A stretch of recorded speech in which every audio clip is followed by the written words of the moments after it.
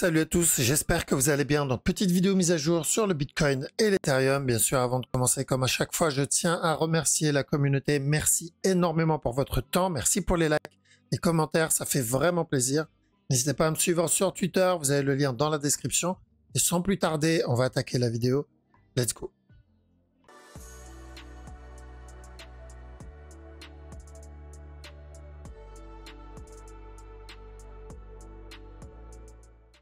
Alors, avant de commencer, donc ceux qui veulent apprendre la méthode, le Wave avec toutes les règles, les stratégies, les guides qui vont avec. Donc, il y a toujours la version Elite, c'est la plus complète, avec les accès aux cours, aux lives, aux groupes privés, aux Zoom, à la salle de marché, etc.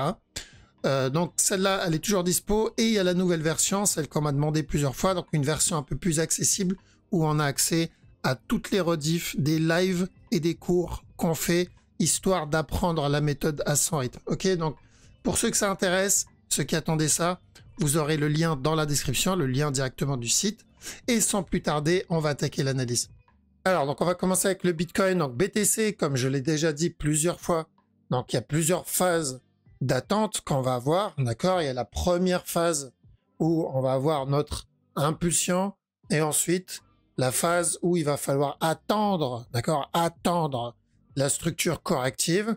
Une fois qu'on a obtenu la structure corrective et qu'on est dedans, c'est la phase où il va falloir commencer à chercher des setups pour rentrer. Donc, tenter les setups pour rentrer ou cumuler si on fait du long terme, si on fait du DCA, peu importe. Donc, c'est là où on va commencer à se placer pour choper le prochain move.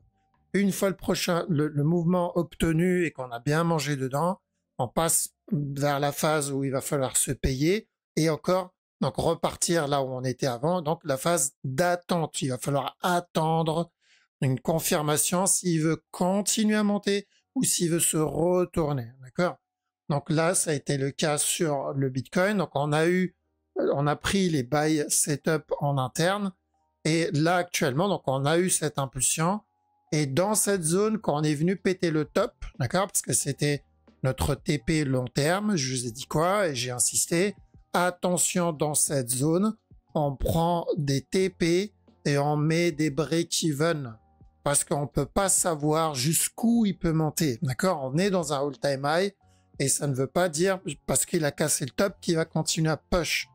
D'accord, et que le halving, voilà, on se base pas sur le halving pour prendre sa décision. Il y en a qui disaient non, le halving c'est to the moon, le Bitcoin vaudra 1 milliard de dollars, bref, tout le bullshit derrière parce que on se base sur un historique qui n'est pas si vieux que ça, d'accord, et surtout sur un marché qui n'est pas vraiment le même. Donc, comme je l'ai déjà dit, est-ce que le halving va donner la même chose? Possible, mais on peut pas en être sûr parce que ce n'est pas le marché. Donc, par sécurité, c'est toujours bien de TP, de prendre un peu de profit et on laisse une partie tourner. Comme ça, si il corrige, on va pouvoir réinjecter plus bas, d'accord.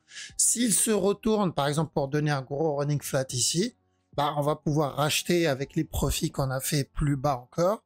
Et s'il continue à monter, bah, l'avantage, c'est qu'on a toujours un billet dedans, on n'a pas quitté entièrement, on a juste pris des profits et on va pouvoir continuer à faire des profits, d'accord. On sera gagnant quoi qu'il arrive. Donc voilà pourquoi j'ai insisté à la cassure du top pour commencer à TP, pour commencer à prendre des profits, histoire de ne pas avoir de regrets plus tard. D'accord? Donc ça, c'est ce qui concerne la grosse time frame. Donc pour le moment, il n'y a pas de changement. On cherche toujours donc la fin de cette structure corrective et ensuite revenir péter le top. Les 73 800, 74 000, c'est notre objectif. Et évidemment, on prend des TP à la cassure du top. C'est important parce que all-time high, ça veut dire qu'on ne sait pas jusqu'où il va monter et quel type de structure on va obtenir. On peut très bien, comme je l'ai dit, obtenir un running. D'accord? Si tout le mouvement qu'il a donné ici, c'est un A, et ce qu'il est en train de donner, c'est un B, à chaque nouveau plus haut, on risque un gros drop comme ça avant la continuation. Un running flat. D'accord? Si ce move, c'est un A, il y a de très grosses probabilités qu'on obtienne un C à un moment. Donc, est-ce que j'ai envie de me taper ça ou pas? C'est la question qu'il va falloir se poser à chaque fois qu'on va revenir tester un nouveau plus haut. Donc, comme je disais, revenir tester le top, c'est l'objectif, les 73 800, 74 000. En une heure, Donc on fait toujours attention au potentiel running flat tant qu'on n'a pas cassé ce top, d'accord? Il y a toujours le risque qu'il revienne tester le bas. Mais pour ça, il faudra qu'il drop directement, comme il a donné ici. S'il range dans la zone, d'accord? S'il reste dans la zone, il range et on va corriger. Là, on augmente les probabilités pour une continuation, d'accord? Et c'est ce qu'on veut. Nous, à chaque nouveau plus bas, on va chercher les buy setup. Donc, même s'il revient tester ce bas, on tente les buy setup. Donc, le up qu'il a donné juste avant, ici, ce petit drop suivi de ce up, c'est beaucoup trop agressif. Ça aussi, c'est beaucoup trop agressif. Donc, est-ce que tout ça, ça peut être un regular flat pour revenir péter le top? C'est possible, mais ça reste agressif. Donc, les buys qu'on tente ici, il faut que ça soit bien managé parce qu'il a donné des petits buy setup intéressants. D'accord? Ça ne veut pas dire qu'on ne peut pas tenter. Celui-là, il était très propre. On l'a bien obtenu. Celui-là, il a été pas mal, mais bon, il a été moins... il a donné moins que le petit dernier. Donc, à partir de maintenant, moi, ce que je vais faire, c'est que je vais surveiller un potentiel running. D'accord? On en a parlé dans la précédente vidéo. Je vous disais, attention, ça peut être un A, venir donner un B, une impulsion pour un C, et tant qu'on ne pète pas le top, il peut revenir donner encore un nouveau plus bas. D'accord? Donc ça, je ne l'exclus pas. Tant qu'on ne casse pas ce top, il y a toujours la possibilité d'un running. Par contre, s'il corrige dans cette zone, ce qu'il a l'air d'être en train de faire actuellement, ou s'il vient péter le top, là, on peut invalider le running et on peut se dire, OK, on est plus sur un range. Et c'est ce qu'on veut. On veut un range si on veut avoir notre buy. D'accord? On a besoin de ce range. Donc, s'il vient range pour casser le top tout de suite ou même pour redonner un plus bas, c'est pas grave. Ça sera plus un range pour notre buy. D'accord? Donc, pour ceux qui ne veulent pas se prendre la tête ou qui viennent juste d'avoir un mal de crâne avec ce que je viens d'annoncer ici, je vais faire plus simple. Ici, si on continue à range dans cette zone, si on continue à range dans cette zone, même si donc il monte ici et redonne un plus bas, c'est pas très grave, on augmente les probabilités pour le buy. D'accord? Et ça, c'est ce qu'on veut. On veut le buy. On privilégie le buy parce que notre objectif, c'est de choper ce flat-là.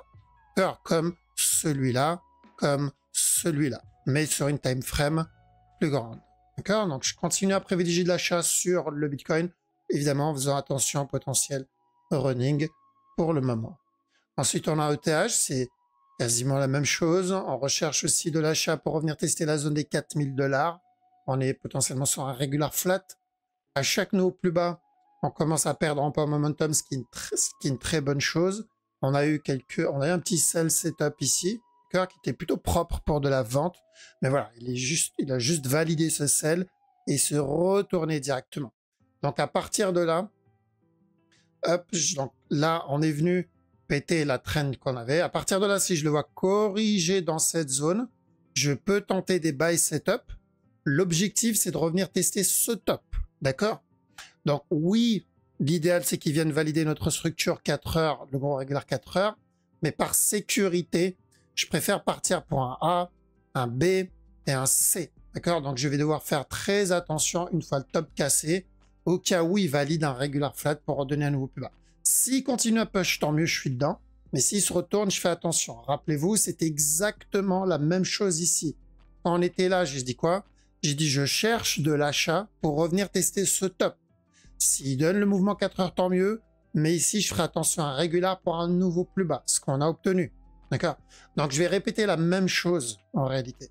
Parce que c'est quasiment la même structure qu'on est en train d'obtenir. Si je copie ce mouvement-là, hop, et je le colle par rapport à ce qu'on est en train d'obtenir ici, c'est à peu près, hop, on va l'agrandir un peu, voilà, l'étaler. C'est à peu près ça qu'on recherche. Hop, voilà. Donc, c'est à peu près ça qu'on recherche. D'accord? Un simple regular flat en espérant qu'il donnera plus que ça. L'idée, c'est de profiter de ce potentiel flat pour choper le plus gros move. Maintenant, si il décide de ramper, donc donner un plus gros B et donner un nouveau plus bas, on va tenter quand même de l'achat, mais pour un running au lieu d'un regular. Donc, on privilégie l'achat à chaque nouveau plus bas. D'accord? Tout ça, c'était pour dire ça en réalité. Mais vaut mieux être précis, surtout dans ce qu'on fait ici. On a le BNB aussi qui, pour le moment, est de tension en termes de up, mais je le prends comme un B. D'accord? Je prends ce moment-là comme un A, ce qui donne comme un B. Donc, j'aimerais bien le voir un petit C avant le push. J'oublie pas le même running qu'on avait vu dans la précédente vidéo. Évidemment, il est toujours possible. Mais dans ce cas-là, on n'aura pas de C et reviendra tester le top encore une fois. Personnellement, le BNB m'intéresse pas trop dans la zone dans laquelle il se trouve actuellement. Je sais que c'est haussier sur le gros move, on le sait tous. On voit que la structure nous annonce donc la correction pour un buy. L'objectif, c'est de revenir tester les 645. Donc, si je suis déjà dedans, voilà, c'est une bonne nouvelle. Il n'y a pas besoin de sortir du trade.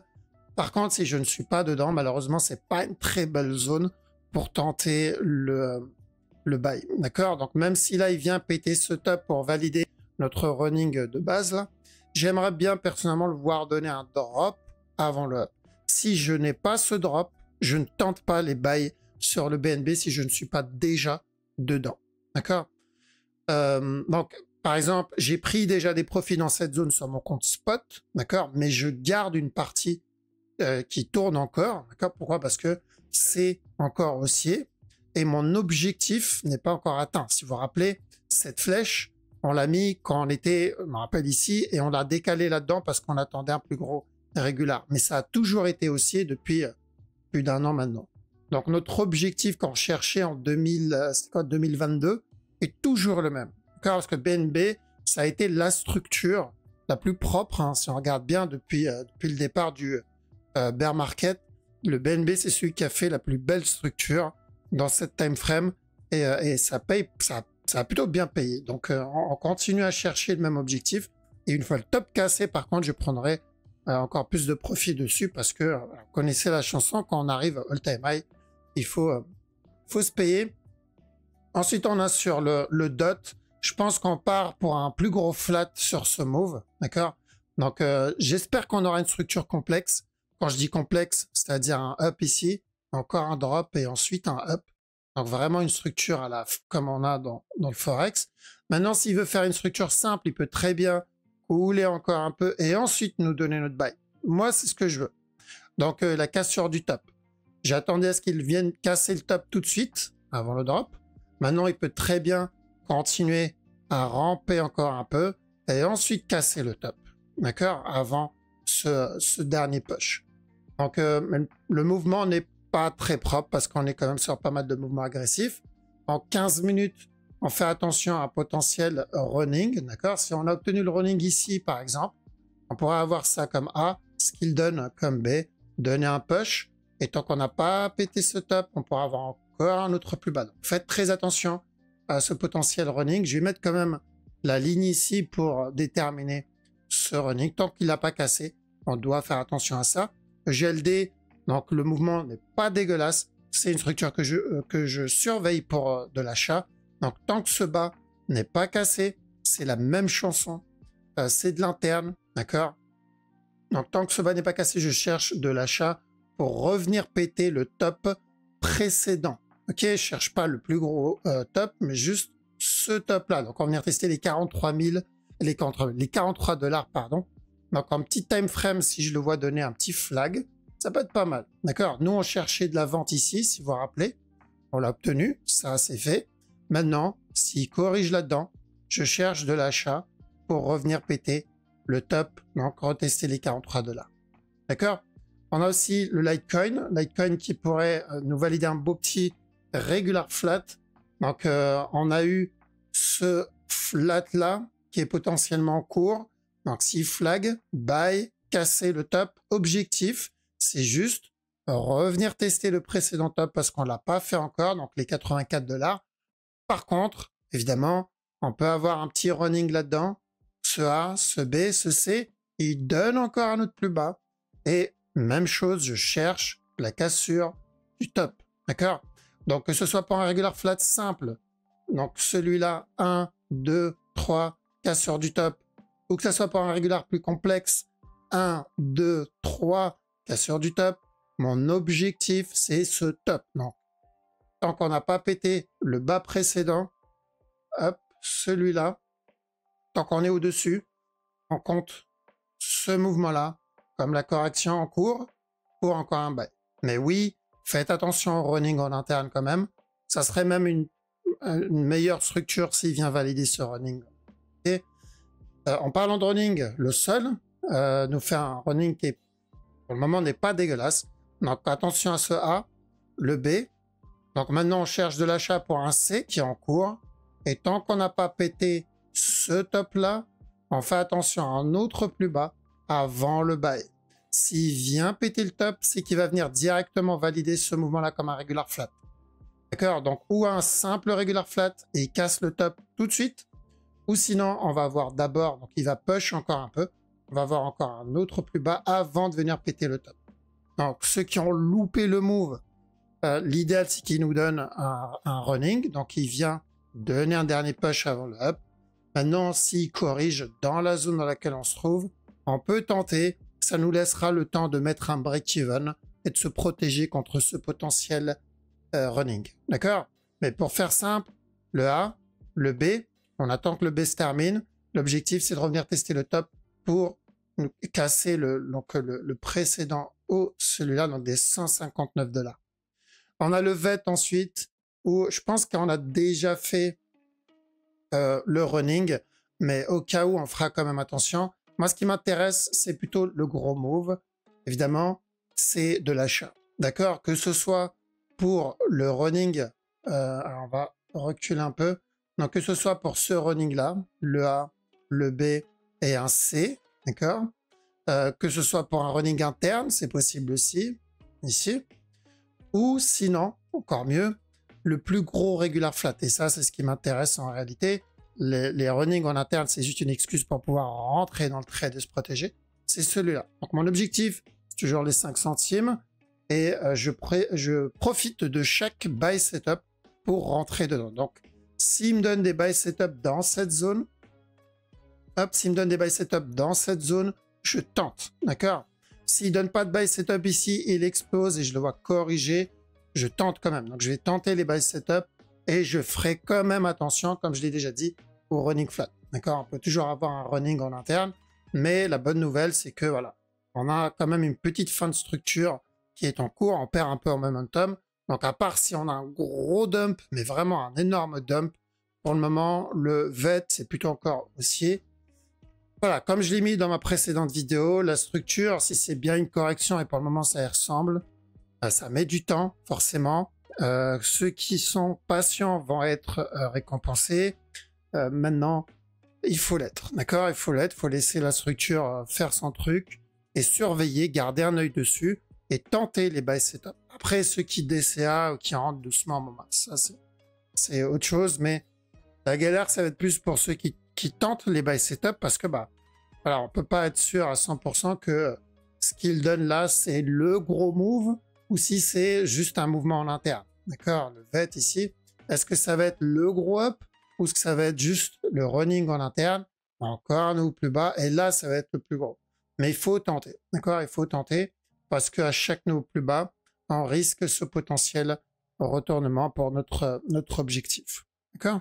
Donc, un peu de patience, les amis. Je pense qu'on a fait le tour pour aujourd'hui. Merci encore une fois pour votre temps. Ça fait vraiment plaisir. Évidemment, merci pour le soutien, pour les likes et aussi le petit commentaire qui fait plaisir. Donc, merci encore. Passez une très bonne soirée. Je vous dis à la prochaine. Ciao. Sur mon ordi, je suis le roi de la finance. La bourse c'est ma zone, ça sent les billets. Je surveille les cours, je lis les bouquins. Les traders vont baver quand je vais débarquer avec mes boutons, je vais les asphyxier. Le marché est sauvage, faut pas...